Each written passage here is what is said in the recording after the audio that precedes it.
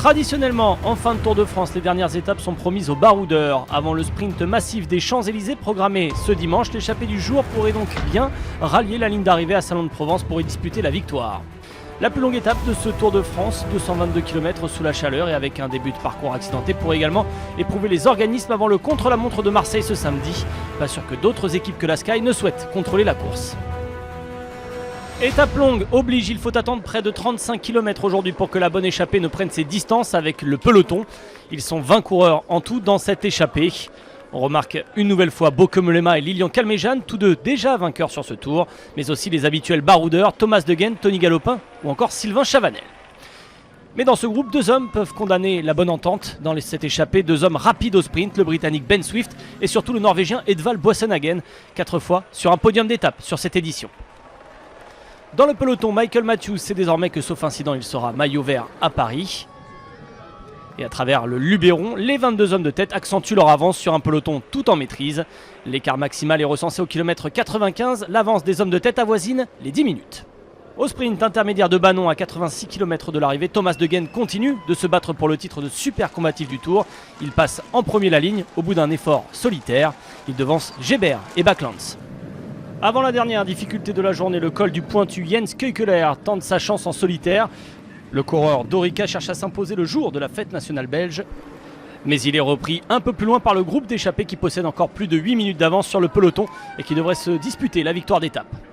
Justement, le col du pointu permet de remuer un peu le groupe d'échappés. Romain Sicard passe à l'offensive en compagnie d'Elie Gébert et Robert Kieserlowski.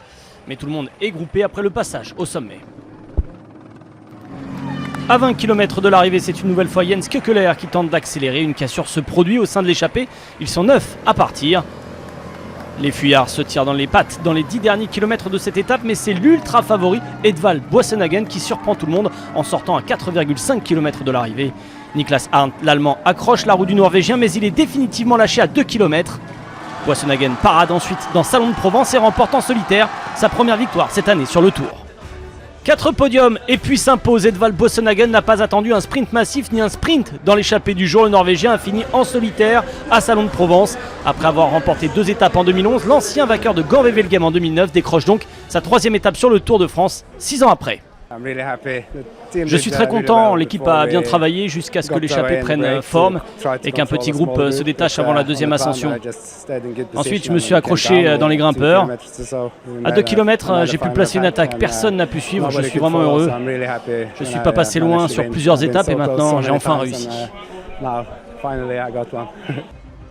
20 hommes à l'avant et avant le sprint qui aurait pu être dédié à Boasson-Hagen, le Norvégien a lâché tous ses compagnons de la journée. Arndt termine 2e et Keukeler 3e. Le peloton termine à plus de 10 minutes. Pas de soucis au général, notamment dans le top 10. L'opération du jour est pour Bauke Mollema qui grappille 3 places et se retrouve 17e du classement. Demain, il faudra rester concentré, ne pas connaître de jour sans pour les favoris. Le contre-la-montre de Marseille figera les positions avant la dernière étape des Champs-Élysées. Au programme, une boucle de 22 km autour du Vélodrome et à travers Marseille. À noter la montée vers Notre-Dame de la Garde, dernière difficulté de ce Tour 2017. Un favori annoncé, Tony Martin, le champion du monde de la spécialité, qui devra tout de même se méfier de Chris Froome, qui court après une victoire d'étape depuis le départ de Düsseldorf.